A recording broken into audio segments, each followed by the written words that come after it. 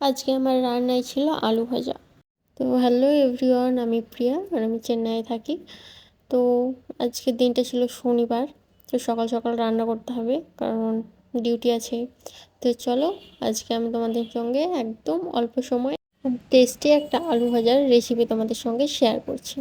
তো এইখানে আমি প্রথমেই ছোট ছোট করে পেঁয়াজ মরিচ কেটে রেখেছিলাম, সাথে ছোট ছোট করে আলুও কেটে রেখেছিলাম। এখানে দেখতেই পাচ্ছ আলুটা কেমনভাবে কেটেছি। তো চলো রেসিপিতে যাওয়া যাক। প্রথমে একটা কড়াই নিয়ে নিয়েছিলাম, কড়াই দিয়েছিলাম কিছুটা পরিমাণে খুব হালকা করে তেল, তাতে দিয়েছিলাম পেঁয়াজ লঙ্কা কুচি, হালকা করে ভেজে নিয়ে কেটে রাখা আলুটা তাতে দিয়ে দিয়েছিলাম। আলুটা দেওয়ার পর এখানে হালকা করে পরিমাণ মতো লবণ, হলুদ পাউডার আর মরিচ পাউডার দিয়েছিলাম, দিয়ে নাড়াচাড়া করে ঢেকে দিয়েছিলাম প্রায় 5 থেকে 7 মিনিটের মতো। এখানে দেখতে পাচ্ছ আমি ঢেকে দিয়েছি।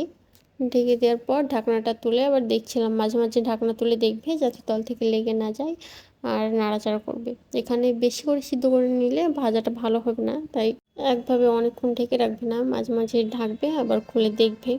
তো এখানে দেখতেই পাচ্ছ আমার আলু ভাজা প্রায় কমপ্লিট হয়ে গেছে। তো বাই বাই, আজকের মতো এই পর্যন্তই, দেখা হবে পরের ভিডিওয়।